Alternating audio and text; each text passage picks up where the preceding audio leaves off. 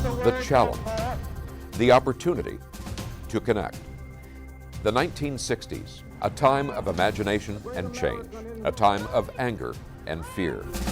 The 1960s, a program called Challenge. Good evening, ladies and gentlemen. Looked at our connections, our divisions, through the lens of faith. Nearly 60 years later, during these challenging times, we'll take a new look at our divisions, our connections, in a new program called Challenge 2.0. There have been two diametrically opposed opinions expressed. We are in a new and more dangerous era, or we have met these challenges before. The 1960s brought massive protests, lynchings, and political assassinations. Now, some 60 years later, we've witnessed killings in schools, offices, places of worship, large-scale protests in the street, the violent takeover of the U.S. Capitol, and threatened political executions of leaders. This program has bridged both eras.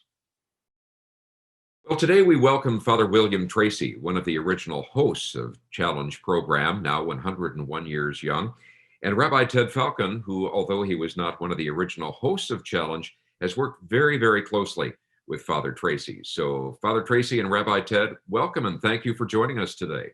Thank you. It's great to be here. Here and to be with my friend, Rabbi Falcon. You know, there have been dissenting opinions before we really get into the depth of what we're going to be talking about, whether the 60s or the current era have been more dangerous and divisive. Just very quickly, what's your perspective on this? There's things that surprised me. In fact, in Monday's paper, a congressperson said a Jewish laser beam started a forest fire. That kind of negative things that just amazed me at this time after 60 years of working Christian-Jewish relations. You know, I have a suspicion that what we're hearing is not actually new, but we are newly hearing it. Mm-hmm. You know, that somehow anti-Semitism, for example, has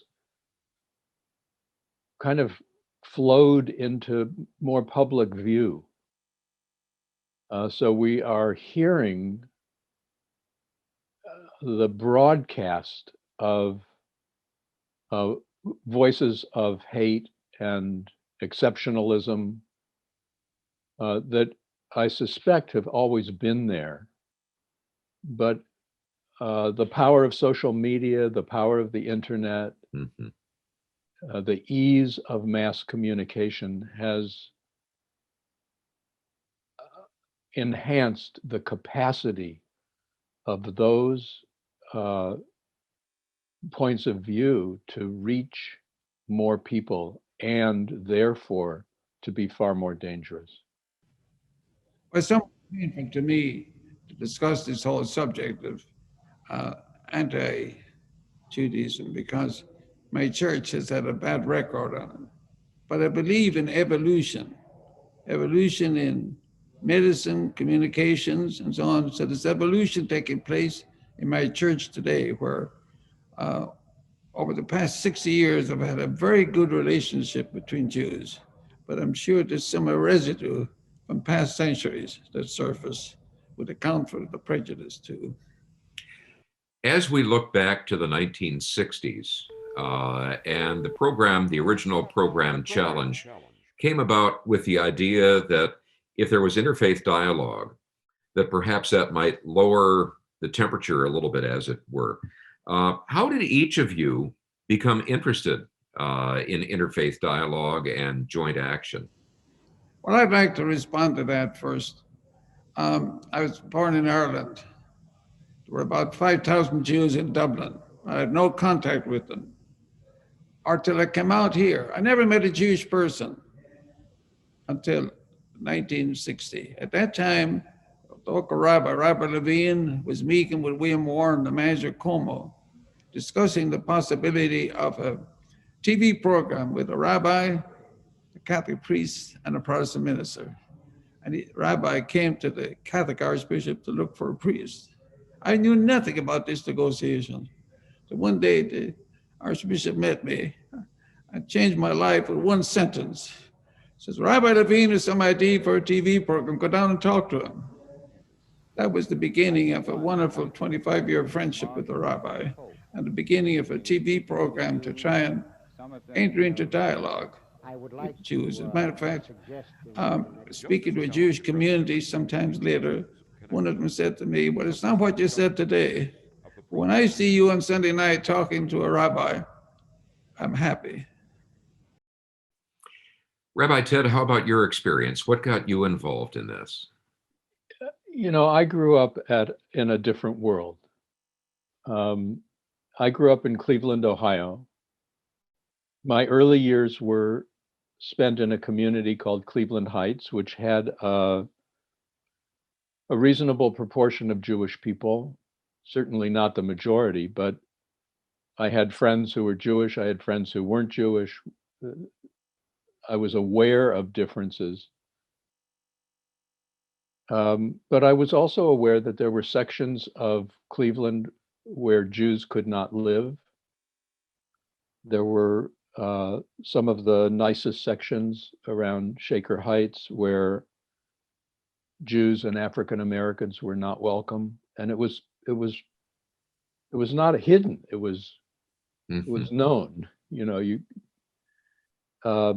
So there was a sense of difference, a sense of estrangement. When I was 14 and we moved to an outlying community where there were far fewer Jews, and I went to actually a school which at the time was in a more rural setting, I was confronted with a kind of anti-Jewish hostility that I was totally unprepared for. And not only did I experience physical attacks, I experienced most of the people, the other kids, kind of not knowing what to do. So they would witness, but I would feel very alone. And I had a good friend who, after some months, said he could no longer come to my house because his parents found out that I was Jewish. Where my parents built a house, the neighbors built us a fence to separate us from them.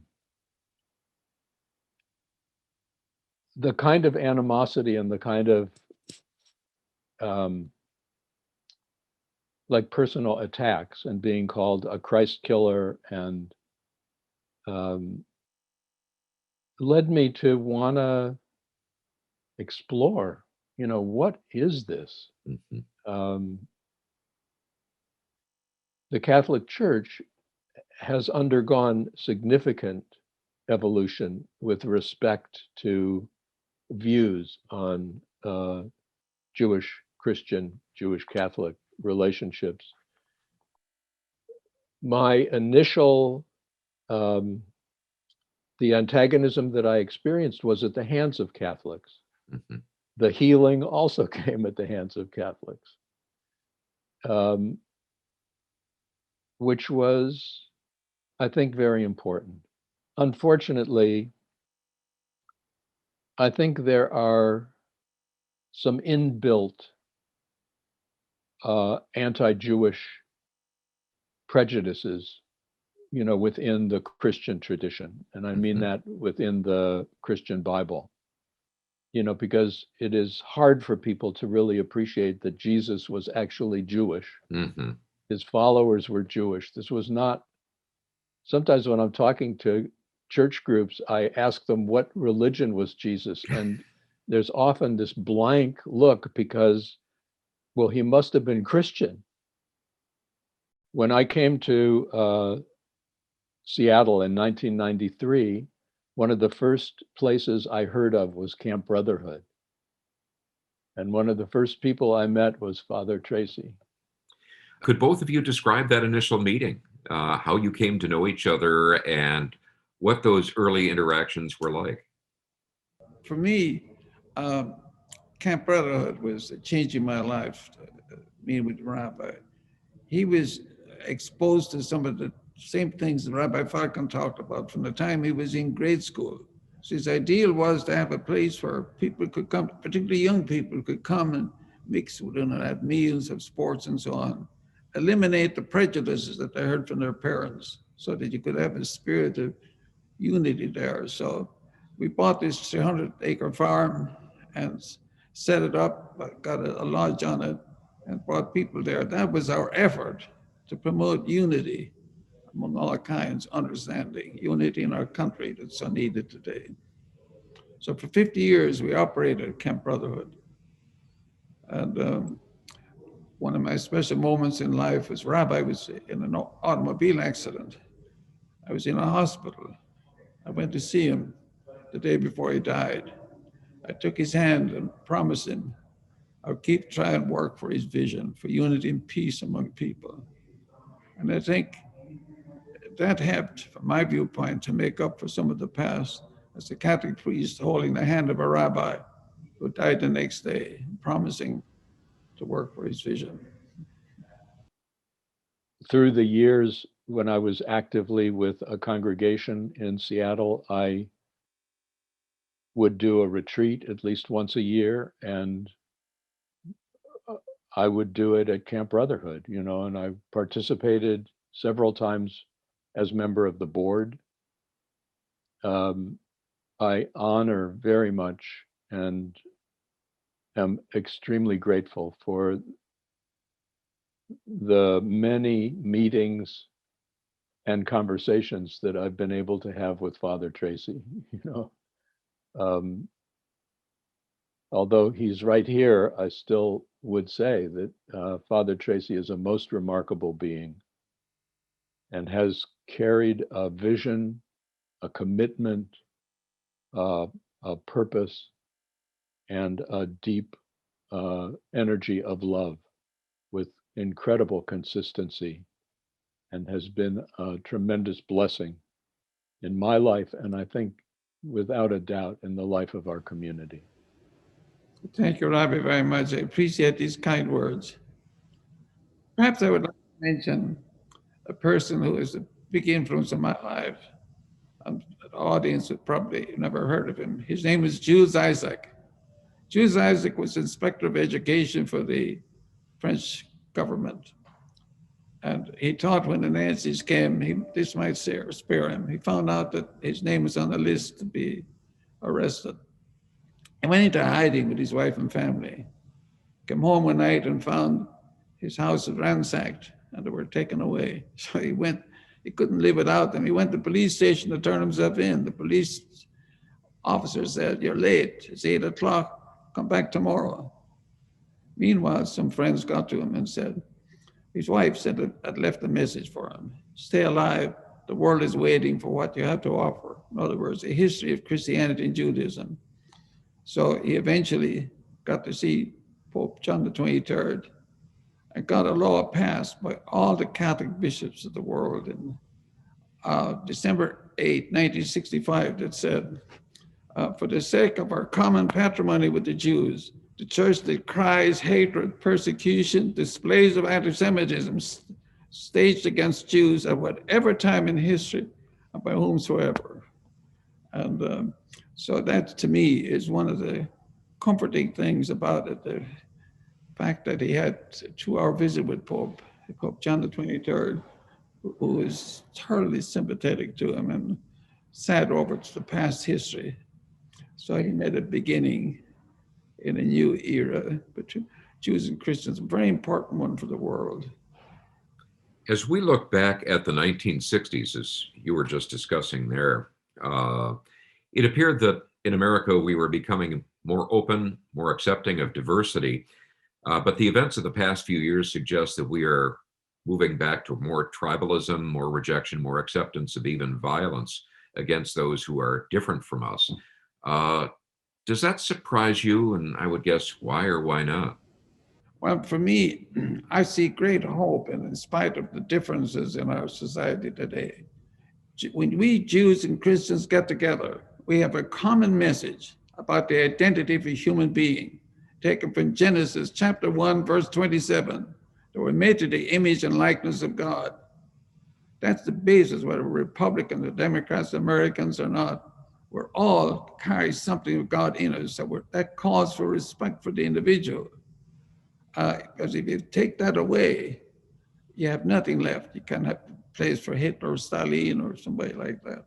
So that's what I see, the importance of our Christians and Jews coming together with a common message to get across to humanity. That's hope for democracy, unity, not only in religion, but in our secular society. You were commenting, Jeff, on what appears to be the explosion of hate and violence in our culture today. I certainly have never seen this in our country. You know, sometimes I have been frightened in a way that I imagine people being frightened in other countries when they see armed militia groups attacking their own government. We've been going through a very disruptive and antagonistic, polarizing time in our national drama. And it still surprises me the percentage of our population that seems to adhere to a belief in separatism and exclusivity and finds in pluralism the enemy. And that is, at least to me, very frightening. You know, because pluralism is in a way, as far as I can tell, at the very heart of the American experience, the democratic experiment. So I think we are at a critical juncture in how we are going to respond. As we're at that juncture, what is your recommendation in terms of the best ways to respond to that? I think one thing that surprised me and saddened me was a study among students. 40% of them didn't know about the Holocaust. So what we need is to learn from the past what could happen to us. Somebody said that what took place in our country recently was like Hitler's attack on the Jews in the very beginning when he burned down the synagogues and so on in that 1938, and there was no reaction to it. So we have to react to the negative as soon as we see it, because our dependence is based on that respect that we have for one another. If that goes, then we have lost our identity. We have created some extraordinary vehicles of communication, allowing a very different kind of connection and publicity, you know, in social media and the internet. And we are discovering the shadow side or the unexpected consequences of that expansion and explosion of communication. I think many of us are struggling to find a way of responding to hate without ourselves falling into hate. It's so important that we communicate this message together. It's our identity, and the closer we get to each other, all the better for humanity. When I started on TV in 1960, we came up against how prejudice is passed on from generation to generation in America. That what was stirring up the community at that time was a Catholic. John F. Kennedy was seeking to be president, the first president in well over 100 years. And a lot of people wouldn't vote for him simply because he was a Catholic, to misunderstanding. So that's how we have to realize what the rabbi had in mind. We have to take each generation and have to get this message across to them. But who we are, we have something special about us. So, and we have to reach out to others. Somebody has said, Rabbi, the fact that half the children of the world go to bed hungry, and 1 in 7 may die of starvation. Dostoevsky said, that's proof there's no God, that the rest of humanity ignores that part. So what I hope sometime, Rabbi, there will be a foundation, Jewish and Catholic, working to help people in need. As a symbol of what I've mentioned from Genesis. Yeah. Well, how we see other human beings and not turn our backs on them. You have both exemplified in your work how faith traditions can evolve and people within those faith traditions can evolve. Yet we see some examples of faith traditions that have not really evolved and are continuing to feed the distrust and the division. What is preventing that evolution of faith, and what can be done about that? Well, I think it begins in the family.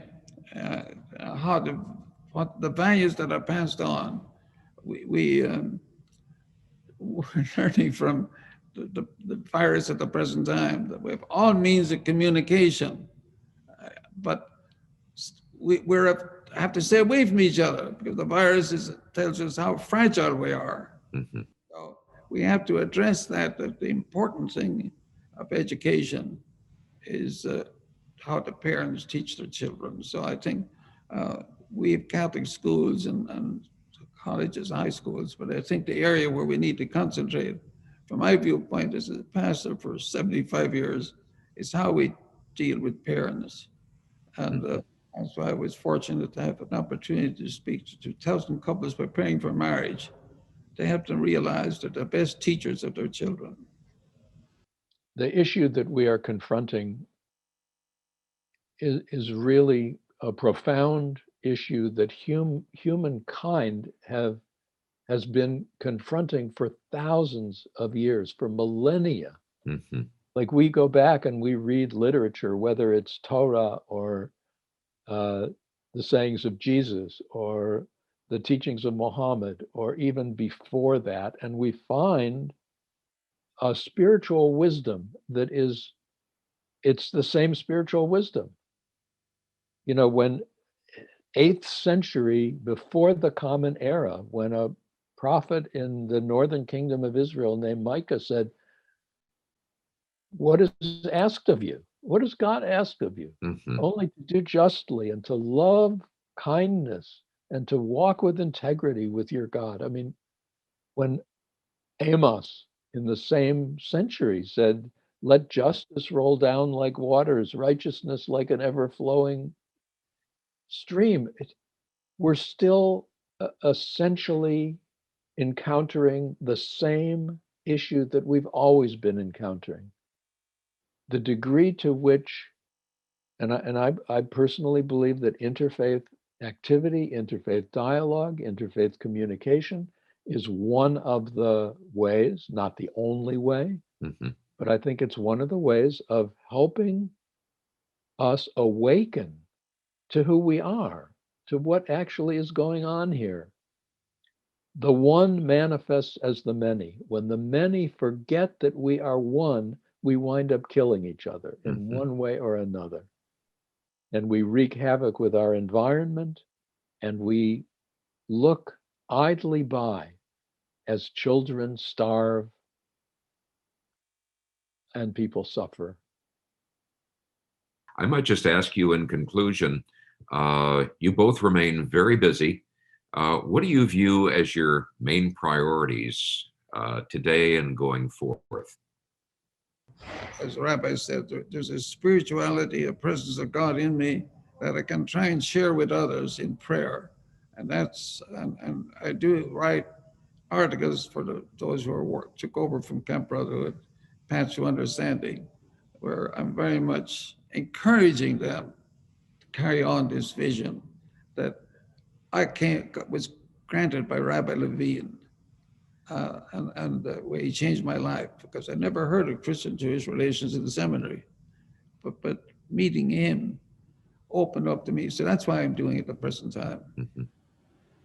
Mhm. My own focus is learning both within myself and as a teacher to support the kind of inclusive spiritual realization and awakening that can allow us to celebrate the vision that Father Tracy has been speaking of and sharing for all these years. Well, I thank both of you so much. This has been a gift to me personally, and I suspect people that are watching or listening are going to react the very same way. Thank you so much for joining us, both of you, and thank you for watching and listening to us. We hope you'll join us again next week for the next edition of Challenge 2.0. Thank you, Jeff. Thank you, Father Tracy. Thank you, Rabbi, very, very much. If you've enjoyed this program, found our conversations to be informative, entertaining, and thought-provoking, and the vision inspiring of people from different backgrounds who can disagree without being disagreeable, perhaps you might consider supporting our program with a contribution. Your support will not only help our program continue, it will also support the broader efforts of Paths to Understanding, our supporting parent nonprofit organization.